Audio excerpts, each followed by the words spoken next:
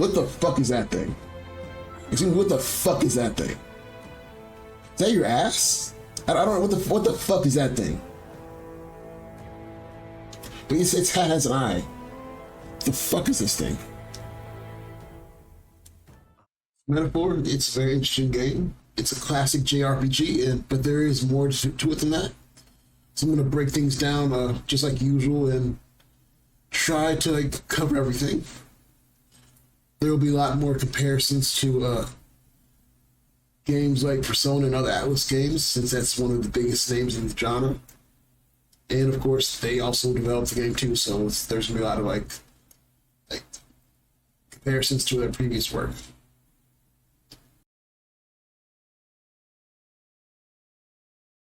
So Persona. At first glance, all I can think of is it's Persona. It's just Persona with some names changed. That's partially true, but not completely. I actually think this may, some thought of Shin Megami Tensei, oh my god, that name, SMT, and a few of its spin-offs at first, or before they gained on that identity, like around Persona 3 and everything. Metaphor already has like head start of this since it didn't use any of the same shadows names. It's like everything's scratch, like it's like all the designs are fresh, everything's just brand new. So it's already like on track to be its own thing. Of course, it has followers, which are basically social links and confidants, and that's from Persona. And then there's also a lot of time management, which is pretty much what Persona is known for, as well as personality stats, which once again is in Persona.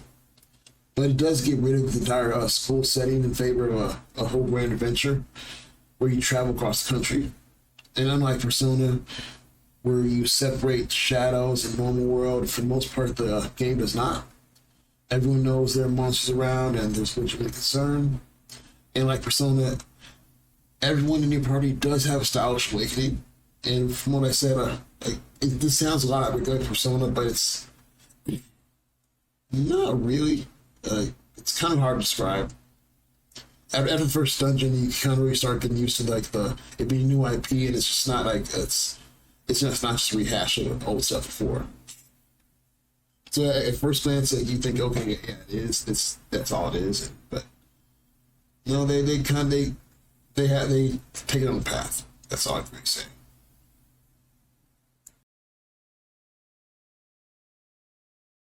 So this is a turn-based game, and like previous Atlus game, it relies around summoning your innermost power and buffing, debuffing everything in sight. But the more I played through, the more I realized this has one of the most customizable builds I've ever seen in the game, and honestly, quite a while. Like in this game, every follower you speak to gives you a new archetype for battle, and then of course, along that line, sometime like near like the end of their rank, they give you another one too. And but the thing that makes it different, but then like it makes it like so like customizable, is because everyone can wield an archetype. Like, because at first it feels like Persona, where everybody has their own, like where you have all these different personas, like you just like put on at all times. But the fact that the whole party can do that just changes the game entirely. For example, like one follower I had awakened, and they got power for night. I didn't care about the night because it didn't really do much damage, and I'm not here. I was there for the tank part, so I was like, screw it. You're a mage now, and they were my mage for, I'd say, 90% of the game. And then when they reached mage rank 20, I made them a wizard, an elemental master, and then they just kept on going, and they're instead of just like taking shots, they were doing major damage. So like, why have a tank when you would have someone just be the avatar? Just because it was great. And of course, you can inherit abilities from every other archetype you have. So like, if there for example, like it didn't have holy damage, so I made the mage inherit holy damage from another class, like another archetype. And like you can mix and match in like so many creative ways. So it's not just like of course there's optimal builds like that where you make sure like one thing has everything you need. But then I can also, in the same vein, I can also make the mage learn support skills so they can heal or like, when they're not doing damage, or now they can also like buff debuff enemies too, and or you can have a berserker who also instead does melee damage also heals the entire party. And the more you rank up, the more the follower gives you all these different abilities and everything for each archetype. And sometimes like they give you like, oh, now you can inherit more skills for this archetype, so then you have more options and more things to do with everything. So sometimes you can have like have that character run 6 archetypes and then just mash them onto one person, and it's very great that way because a lot of things sync in ways you won't notice until you see other options. Some players knew what to do with this instantly, and it's like sometimes I will see a character like, this is this role now. And other times I didn't know what to do with the character, so I kind of just put them in anything. And so for half the game I figure out what roles am I missing from a party, and then I just like give them this or that, and that was it. And near the end of the game, though, I was starting to accept everyone in a certain role. Some did switch up again even afterwards, because like I found a spot that was good for farming, where you could just gain XP items in like 10 seconds, while also getting like tons of XP in those 10 seconds as well. So I was able to take one person, rank them up to 20, then give them some items to rank them up to 20 again on another archetype and everything. So then I could use it was just a lot of just like honestly just loving I spent I think an hour just ranking up everything to make sure I had everybody at the max level for the final battle and everything. And that did like open up all these opportunities. So I guess I was aiming for like certain like final forms, but then there was also sometimes I'd be like, well, this person's ranked up 20 and everything I want, so what else do I want to add to them? So I just kept doing more and more. And I'd say, but I don't know, I didn't have like a broken build, but I definitely did not have what I expected to start out with. Especially when I started out the game, I didn't expect to be that strong or have that many options. Especially the options. Like I knew those other archetypes, I knew the study archetypes, but then it wasn't until I actually saw what I could do that I really realized, oh, this is kind of overwhelming at times. And there's even an archetype that has powers of the math where you put max on it, so if you do the mage mask, it has mage powers. That's not even counting its own powers already, plus the inherited powers. Then like that, it's even, and then of course the little evolved version of that is called Persona Master. Like this just straight up Persona reference. But they stop being subtle.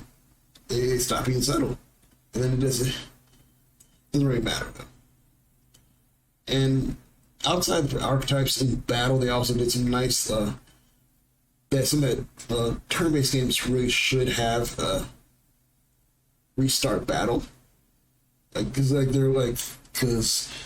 if you don't have that option, you have 2 choices. If I'm just going terribly wrong, you can either just wait to die, which sometimes can take forever, especially if when it's time for you to decide to die. That's when the enemy starts healing themselves and just not attacking. And you're like, come on now, you've been attacked for 4 turns in a row. Then when I finally decide to give up, that's when you start just doing everything else except attacking me. Oh, okay, sure, whatever. And then, of course, the other thing is flee. But then there were so many times, especially in this game, when I pressed flee and then they couldn't flee. It said, oh, we're surrounded, or oh no, we couldn't get away. Until I got the ability that says that you can flee more easily in certain situations, that button was kind of pointless to me sometimes. Yeah, I'm going to be honest, that was pointless to me. The restart, oh yeah, I barely used restart, I'm not going to lie, less than half, not even a handful of times, maybe 3 times I used this. But all 3 times were just a godsend, it saved me so much time. I didn't have to wait for the enemy to just get rid of me. I uh, just wanted to restart to give get a second chance, and that this gives you that option. I hope it's implemented in other games in the future because that's something that should be there, and I don't know why it isn't, but hopefully it's here to stay.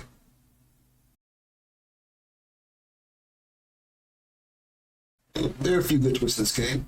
Some I expected, some I did not, because normal story, you can expect some things. Sometimes you just can't see some stuff coming, other times it's very, very well telegraphed. So in this game, you have to travel the world, travel the country, to gain attention, and then eventually take down the main antagonist, and gain a following along the way, and also inspire and hope. You have some of the classic JRPG tropes of comically absurd racism, the church being super evil, and of course the populace is nothing but mindless sheep that turn on you on the flip of a coin. And the last part of being not really a staple of Atlus games, but a very common thread I've noticed. I think the overall lesson of the game was great though. The entire time, you always meet somebody, either go to a new city or meet a new companion or whatever, and you show them this we're virtual. This is a whole medieval fantasy setting. So then you have this book, the main character have this book to carry around all game. That's basically showing the perfect world. It's actually our world. It's just the middle of Tokyo and everything, and then they show police, politicians, and all that saying, in this world, we let our rulers, people work together. There's no discrimination and all that, and no racism. And we first of all, we all know that's bullshit. Yeah. But of course, the grass is always greener. That's kind of a continuing theme around the game. They keep creating this other world as this perfect society. By the meantime, I'm pretty sure a lot of people want to go into medieval society just because they think, oh, it's cool, it's probably better than our world. But I bet if those things lived there for a month, they'd be like, oh my god, I get out of this place. It's terrible. So once again, grass is always greener on the other side. My main issue is really towards the end of the game. It took forever to finish. I streamed for 11 hours, and I was just trying to finish the game. I finished the final boss. We're in the epilogue, and it's saying, "Oh, talk to all your party members." Yeah. Hell no. I just want this game to end. I understand. You're trying to wrap everything up, but no. Now you have the standard party members you find in JRPGs and RPGs in general, the former noble, disgraced veteran, former enemy, complete outsider, all that kind of stuff, and they get fleshed out very, very well. And on top of them, you also have a lot of side characters that flesh out the world and make everything really unique. In Persona, I sometimes get sick hanging out with these same characters, mostly because you have to hang out with them 3 times just to rank up 1 time. And I've been playing random just nonsense in between storylines and stuff. But the way they did it with this, every single time you talk to someone, you continue their story. Their arc is always evolving. So I want to talk to someone now. I want to talk to someone 4 days from now. It's gonna be different each time. So I guess could be impatience, but at the same time, I'm spending my afternoons trying to rank up you. Don't just give me random bullshit. So this also wrapped up this is also kind of gameplay aspect too, but at the same time it was very, very annoying. And so sadly, I didn't have a breakout character in this game that I just needed to survive. But I liked everyone well enough that if someone if, like, didn't survive, or someone does have a bad fate, like worse than death, I would probably care. Yeah, it's just I guess there are better teams out there that I liked. That like it was like I feel like I always feel like there was someone that was missing that could have added to this group. I don't know who, but I feel like something like something was missing that just really would have just made the team 10 times better. I'm not sure what or who, but just give me that feeling.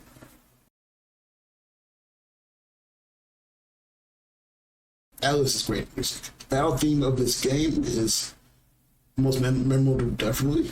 And of course, there are a few other standout ones. I would say though that this is not anywhere near, I'd say, as good as, of course, Expedition 33, and not even other Atlus games like Persona 3, 5, SMT, Catherine, etc. I feel like they had a bit more personality to them. The music in this is great, but they're not like as memorable as like Battle OST. So it's like there's like one or two songs that are, but like they don't always reach same heights. I don't know.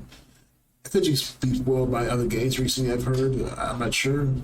Maybe we revisit the song later on, and I have a different appreciation for them. I'm not sure about that either. But at this very moment, while I'm recording this and while I wrote this up and all that, I just don't feel like it was up to what I'm expecting, especially from Atlus games.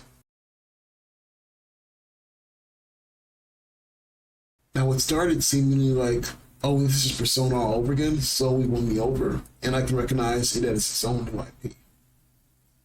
A lot of people say how long this game is, and honestly, Persona 5 was so much longer. Like, so much longer.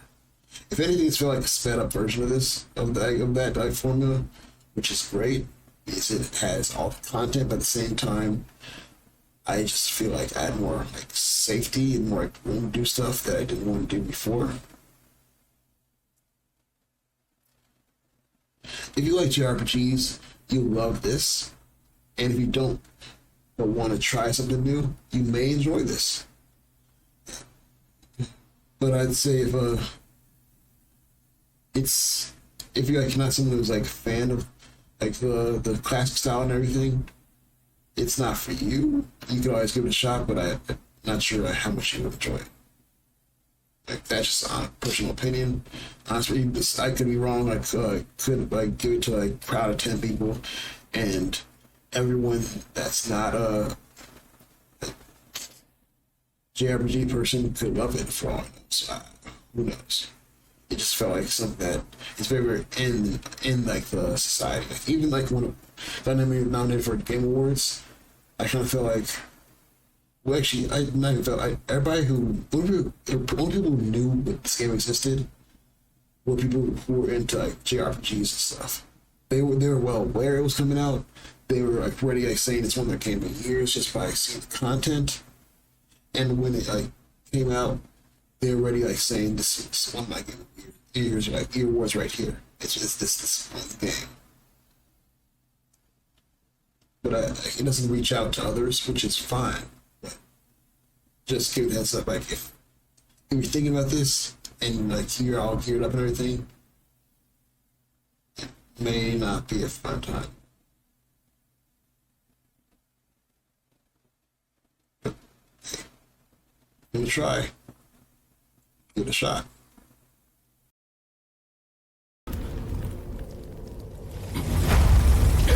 Oh, come on.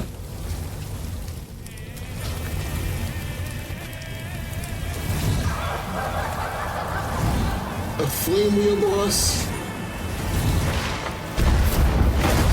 Oh. Excuse me. Oh my god, those titties. What the fuck?